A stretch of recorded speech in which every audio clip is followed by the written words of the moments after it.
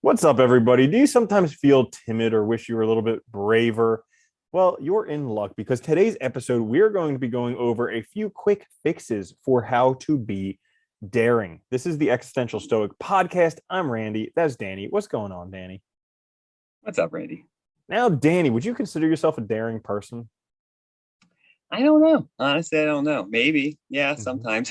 This is a hard one because I feel like it's like I get stuck with some of these terms where I feel like they're like pop kind of like popular notions. And I don't know if like they really if they say anything or not, I don't know. I think you should be daring in the sense of like going for things, but I don't yeah, it's a hard one to pin down Yeah. sometimes. The first thing that pops into my mind when I think of the word daring is Darkwing Duck, like Donald Duck superhero. Like that's literally the thing that comes to mind when I think about how to be daring. But I think there is Yeah. some benefit to being daring for pretty much everybody, as long as you don't go so far as to being brash or foolhardy, something like that. So clearly, it's like any virtue. You need to find the golden mean between excess and deficiency. Well, that's the way to look at it, right? It's like finding that point where you're taking chances, doing what you want, but not going so far that you're causing problems. you know? Bingo. Bingo. So today we were going Boom. to cover three quick fixes each. I'm going to go first because I introduced today. So the first one that I have for how to be daring is always volunteer. Now, Hmm. I'm not sure if you guys noticed this, but whenever they ask for a volunteer, the whole room goes quiet, like all the time. People are so timid to volunteer for anything. And it's not like the military where they ask for a volunteer and then they just pick Yeah. you and you have to go run out to a battlefield to your death. Like, that's not the volunteer they're Yeah. asking for in almost all situations. So, Or stand I, in front of nuclear bombs that are going off for testing, you know? right. Yeah, exactly. Yeah. So like I just made it a habit that whenever, like literally instantaneously, whenever somebody says, "Do we have a volunteer?" I just all the time, me.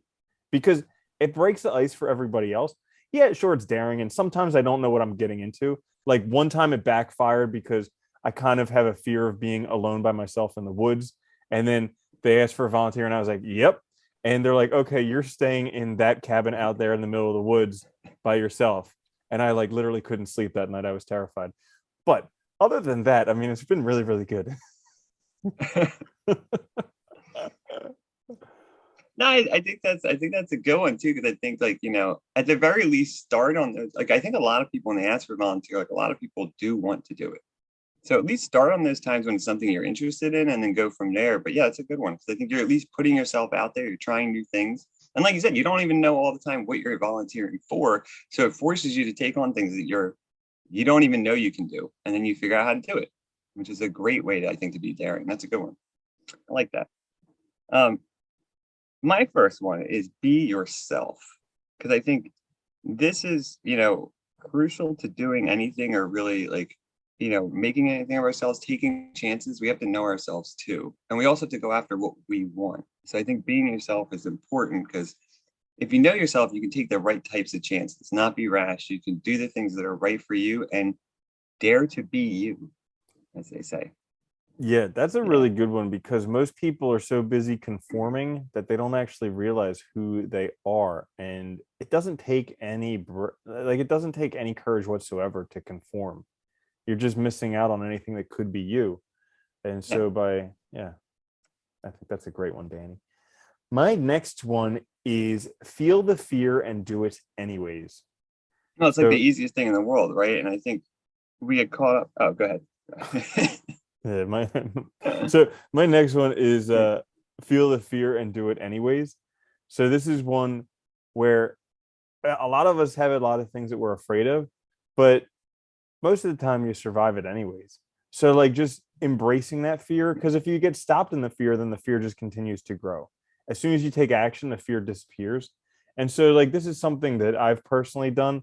Like I'm just going to share all my fears on this episode. I also, you know, scared of heights. I get weak in the knees up at very high heights. But I went to this building that had one of these skywalks, and I wasn't thinking about it. I was like, piece of cake, whatever.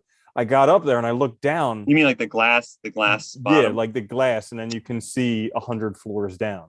That's cool. Yeah.